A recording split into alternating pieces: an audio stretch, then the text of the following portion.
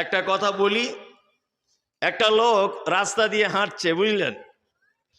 রাস্তা দিয়ে ঠিক নয়, একটা নদীর পাড়ে পাড়ে হাঁটছে।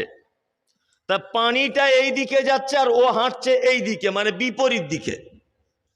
তা একটা লোকের সঙ্গে দেখা হলো, তা যে বিপরীত দিকে হাঁটছে ওকে জিজ্ঞাসা করছে, ভাই কি ব্যাপার, ফাঁকা মাঠে নদীর পাড়ে হাঁটছো? তা লোকটা তখন বলছে, ভাই হাঁটছি বলতে আমরা স্বামী স্ত্রী দুজনা কোনো একটা কাজে নদীর পাড়ে এসেছিলাম, আমার বউটা পানিতে পড়ে গেছে, খুঁজে পাচ্ছি না, ওই জন্য ওকে খুঁজছি।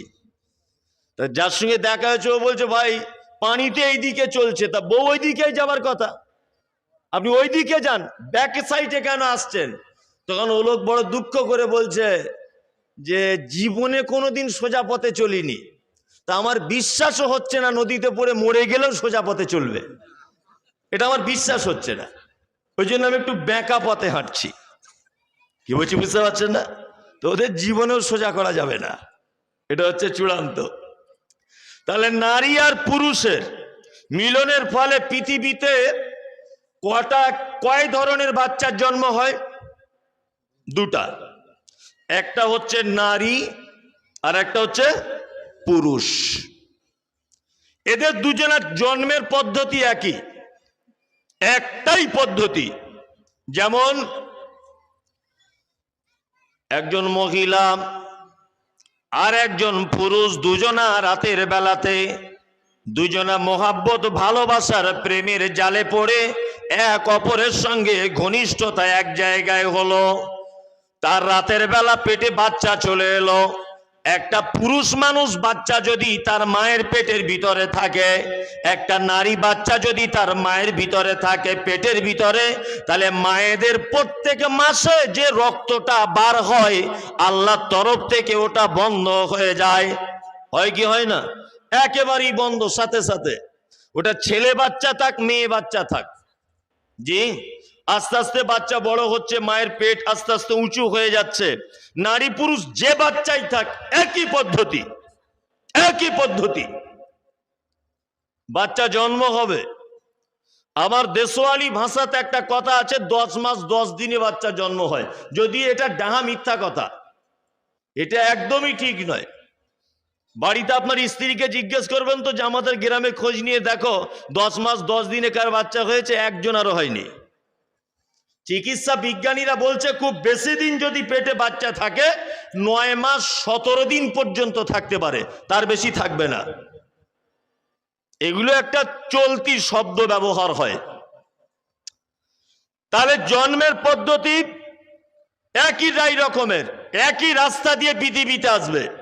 একজন মহিলা বাচ্চাও মায়ের যে রাস্তা দিয়ে পৃথিবীতে আসবে, একজন পুরুষ বাচ্চাও মায়ের সেই রাস্তা দিয়েই পৃথিবীতে আসবে। একই পদ্ধতি, কোনো ডিফারেন্স নেই।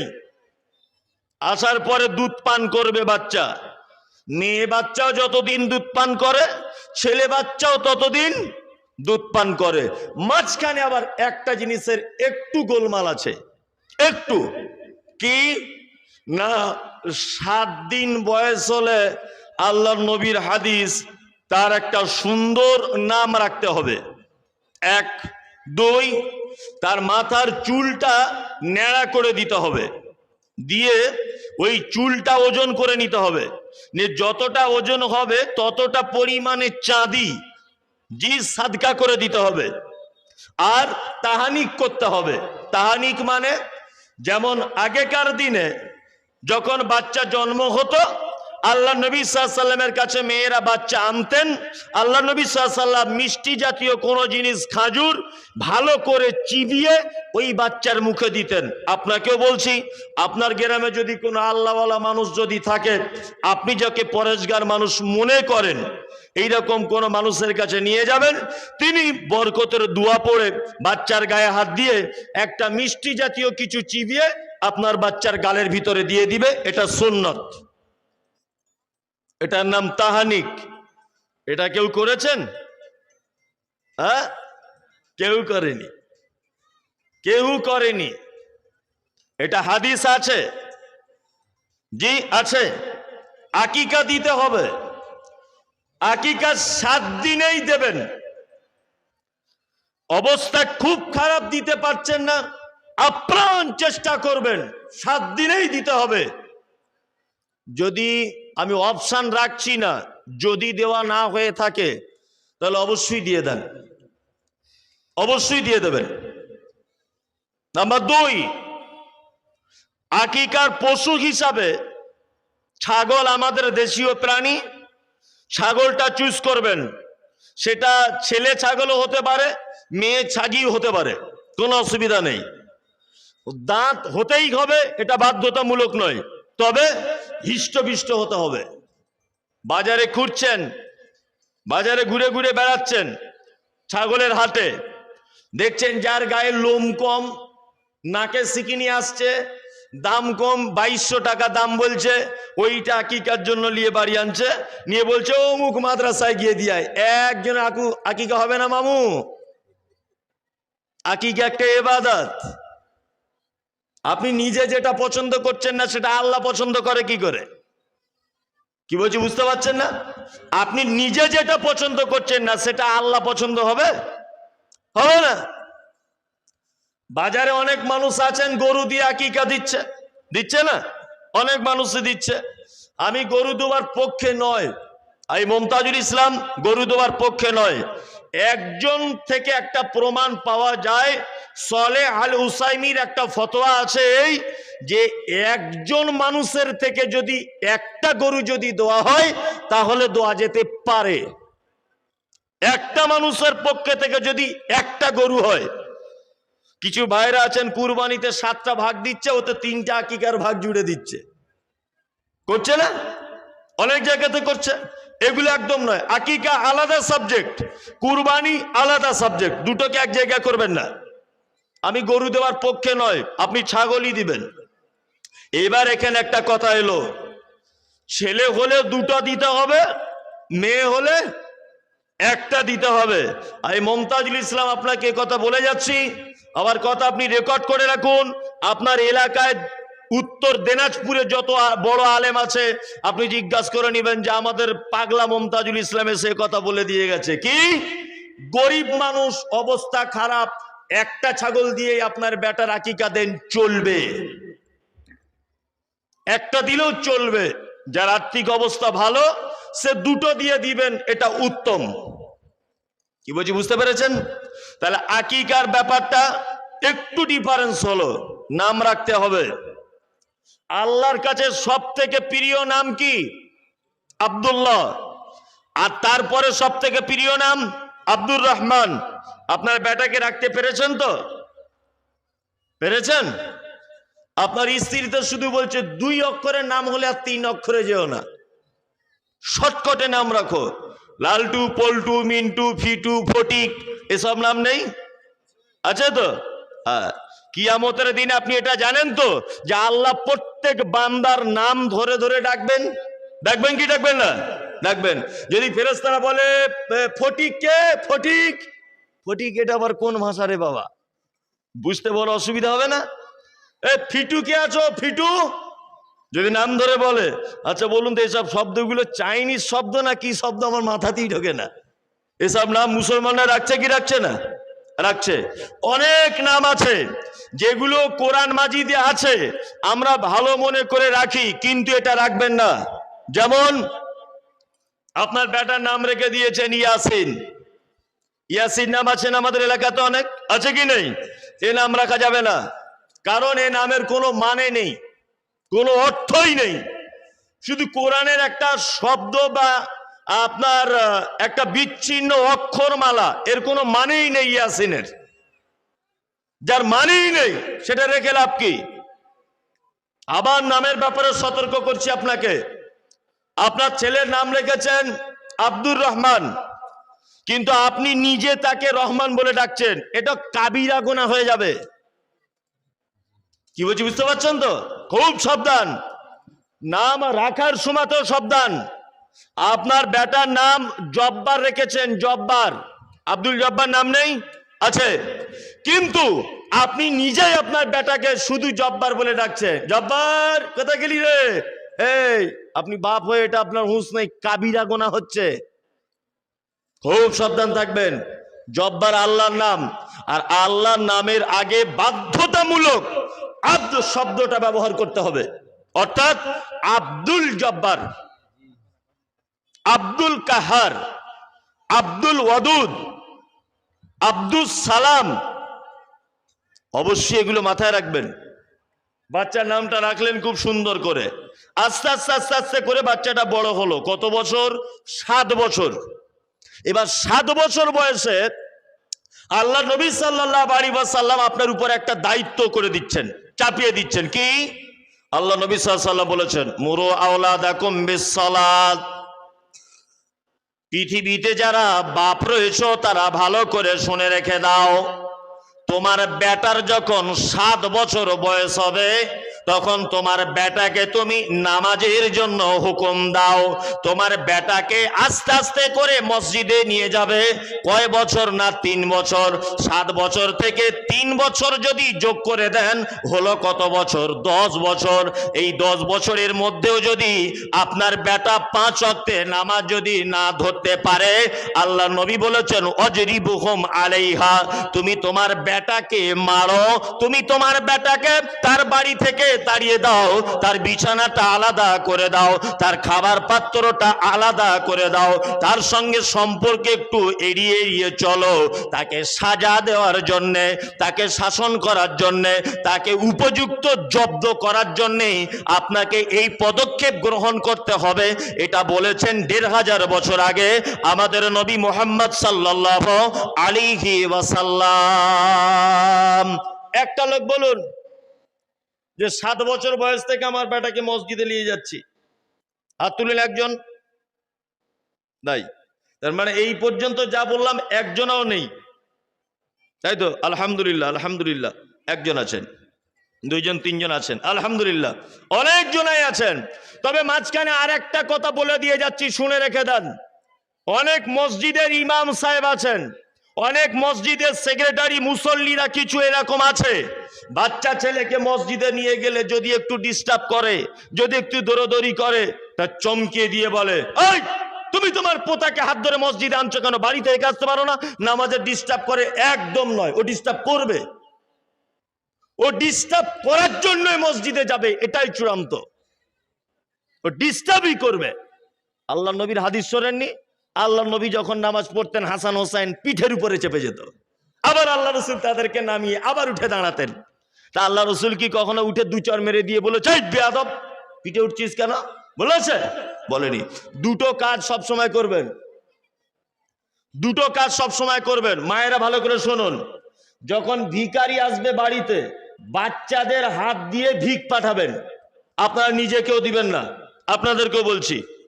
এই কারণ নিজে ভিক্ষা দিবেন না, আপনার বাচ্চাকে দিয়ে যদি আপনি ভিক্ষাটা দেওয়া শেখান, তাহলে আপনার কচি ব্রেনে, বাচ্চার শিশুর ব্রেনে এটা ঢুকবে যে আমার আব্বা এবং আমার মা দুজনা ভিখারি এলে কাউকে ফেরাতো না, আমাকে দিয়ে ভিক্ষাটা দেওয়াতো।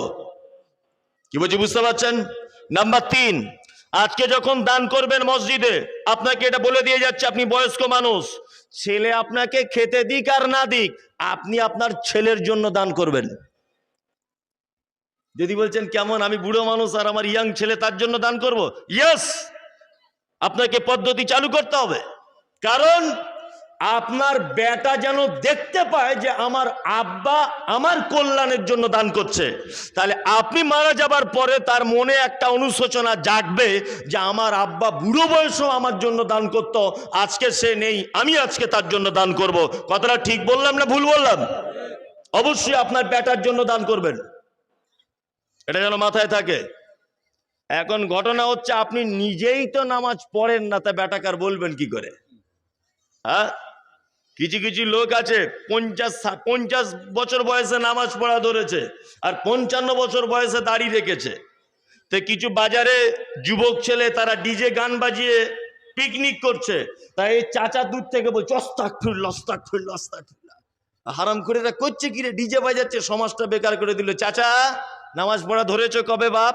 50 বছর বয়সে। তোমার ওই বয়সের ইতিহাসটা যদি খোলা যায়, এরা তো ডিজে বাজাচ্ছে, তুমি এর থেকেও খাতারনাক চিজ ছিলে। কি বলছি বুঝতে পারছেন না? এখন আপনি আপনার বেটাকে কি করে শাসন করবেন?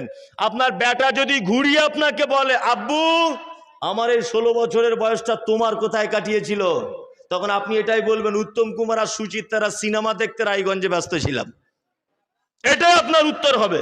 ওই জন্য বর্তমানে সন্তানদেরকে সাইজ করা যাচ্ছে না, বাপেরা খুব শক্তি দিয়ে কিছু বলতে পারছে না, কারণ নিজেদের দুর্বলতা আছে।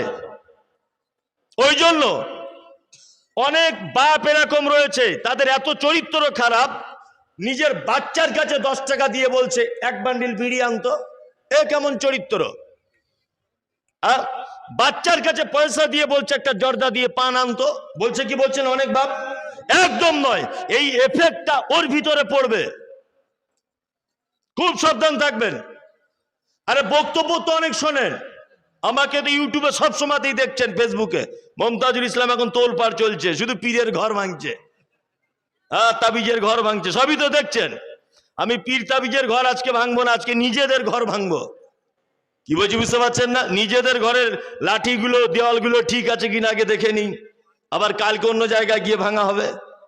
তা যে কথা আপনাকে বলছিলাম, আল্লাহ নবীর হাদিস, আপনার বেটাকে আর আপনার বেটিকে 7 বছর বয়স হলে মসজিদে নিয়ে যেতে হবে ইনশাল্লাহ। কে কে বলুন তো আজকে থেকে এটা পালন করবেন? নিজেই নামাজ পড়ে না, তা তুলবে কি করে? তো নিজেই নামাজ পড়ে না। এটা নারী পুরুষের জন্য একটাই পদ্ধতি। কি বললাম বুঝলেন? এটা আপনার মেয়ের জন্য যে পদ্ধতি, আপনার ছেলের জন্য কি একটাই পদ্ধতি।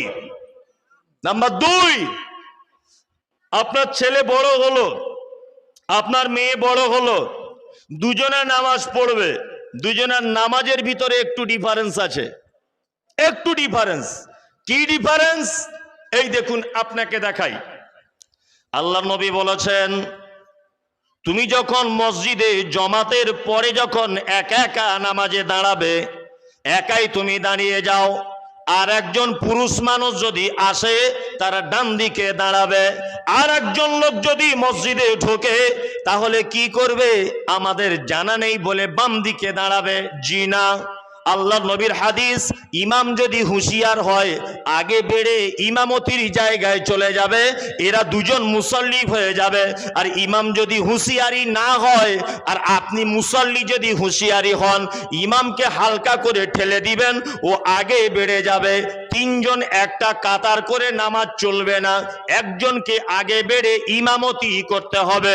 আপনাদের মসজিদে পুরুষ মানুষরা যখন নামাজ পড়বে একজন ইমামতির দায়িত্বে আগে বেড়ে যাবে, কিন্তু নারীদের ব্যাপারে বিশ্ব নবী তিনি বলেছেন কোন মহিলা আগে বেড়ে ইমামতি করতে পাবে না, ও কাতারের মাঝখানেই দাঁড়াবে, আগে বেড়ে ইমামতি করতে পাবে না। মহিলাদের যেখানে জমাত হচ্ছে কোথাও যদি হয়, কি বলছি বুঝতে পারছেন না, তো আগে বেড়ে ইমামতি করতে পাবে না, ওকে কাতারের মাঝখানে দাঁড়িয়ে ইমামতি করতে হবে। এই জায়গাটা একটু ডিফারেন্স। আর একটু দুটো ডিফারেন্স বলি। নাম্বার 2, আচ্ছা নামাজে যদি পুরুষ মানুষ ইমামের যদি ভুল হয়ে যায় তাহলে কি বলেন? সুবহানাল্লাহ। আর মেয়ের যদি ভুল হয়ে যায়, জি মেয়েদের যদি ভুল হয়ে যায়, এগুলো মায়েদের জানা নেই, ভালো করে জেনে নেন। মেয়েরা যদি ইমামতি করে, একজন ইমাম হিসেবে দাঁড়িয়েছে কাতারের মাঝখানে, সাইডে সব মেয়েরা আছে, ইমাম সাহেব এখন কোনো কারণে কোনো একটা রেখাতে ভুল করে দিয়েছে, তাহলে মহিলা হলে এই রকম হাত নিয়ে এই জায়গাতে এরকম ভাবে মারবে, কেউ কেউ বলেছে এইভাবে মারবে। হুঁশিয়ারি ইমাম হলে বুঝে নিবে, আর যদি হুঁশ না থাকে তাহলে মালগাড়ির মতো চালিয়ে দিবে। যে না জানা থাকে তো কি করবে? জি, তাহলে 2-3টা কাজে ডিফারেন্স হলো, তাই তো? আরো 2টা ডিফারেন্স আপনাকে বলে দিই। জি আচ্ছা, বাজারে একটা কাপড় পাওয়া যায় যেগুলো দেখবেন পুরুষ মানুষ বিয়ে করার সময়তে পরে।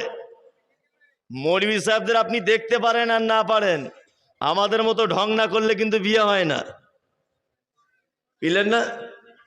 মৌলভী সাহেবদের পাঞ্জাবি পরে আপনার দেখতে ভালো লাগে না। অনেক মেয়েও বলে দাড়িওয়ালা টুপিওয়ালা লোক দেখলে পছন্দ হয় না। অনেক মেয়ে বিয়ের সময় আপত্তি করে, অথচ ওর বর যখন বিয়ে করতে আসে এমন পাঞ্জাবি আর টুপি লাগায় মনে হয় আব্দুল কাদের জেলানি। বুঝলেন না? কই তখন তো মা তুমি বলতে পারো না যে আব্বু তোমার যে নতুন জামাই হচ্ছে ওকে জিন্স প্যান্ট একটা টি শার্ট পরে আসতে বলো। কেউ যায়? পাঞ্জাবি পরে যায় না? তখন পাঞ্জাবিতে লজ্জা লাগে না, আর মৌলবীদের পাঞ্জাবি দেখলে লজ্জা লাগে বিয়ে করতে? হ্যাঁ, আশ্চর্য ব্যাপার। বাজারে একটা কাপড় পাওয়া যায় যেগুলো বিয়ের সময়তে রায়গঞ্জে কিনতে পাওয়া যাবে, 10,000 টাকার উপরে যদি শেরওয়ানি যদি আপনি কেনেন তাতে কিন্তু রেশমের কাপড় দেওয়া থাকে। এটা জানা আছে? রেশমের কাপড়, এই রেশমের কাপড়ের পোশাক পরা পুরুষ মানুষের জন্য হারাম, নিষিদ্ধ। আল্লাহ নবী সাল্লাল্লাহু আলাইহি ওয়াসাল্লাম এটা বলেছেন, কিন্তু নারী পড়তে পাবে। নাম্বার 2, শ্বশুর বাড়ি থেকে একটা সোনার আংটি দিয়েছে, হাতে পড়ে বসে আছে, নিজের জোটেনি, মেয়ের বাপ দিয়েছে, ওইটা হাতে পড়ে আঙুলে ঢুকিয়ে বসে আছে, এটা হারাম। শ্বশুর দিয়েছে বলে হারাম নয়, সোনার অলংকার পুরুষের জন্য কি হারাম। অনেক নাদান পুরুষ আছে না, ব্যবহার করছে। কালকে পরশু আন্ডার প্যান্ট পরে ঘুরতো, ঠিকাদারি করছে, কোথাও মাহাজনি করছে, দিল্লিতে খাটতে গেছে, কিছু টাকা হয়েছে, আসার সময়তে বড় একটা সোনার চেন পরে বাড়ি আসছে, একদম মনে হচ্ছে যে লাট সাহেবের বেটা। কি ছিনু আর কি হুনু, ওর অহংকারের ঠেলায় কোন দিকে পা দেয় দিতে পায় না। পরশুদিন আন্ডার প্যান্ট পরে ঘুরতো, সোনার ব্রেসলেট পরে ঘুরছে, এটা হারাম তোমার জন্য। একজন নারী পায়ের নখ থেকে নিয়ে মাথার চুল পর্যন্ত সব জায়গাতে ইচ্ছা হলে 5 কেজি সোনা একসঙ্গে পড়তে পারে জাকাত দেওয়ার পরে, কোনো অসুবিধা নেই। জাকাত দেওয়ার পরে ওই একসাথেই পড়ে নিতে পারে, কোনো অসুবিধা নেই।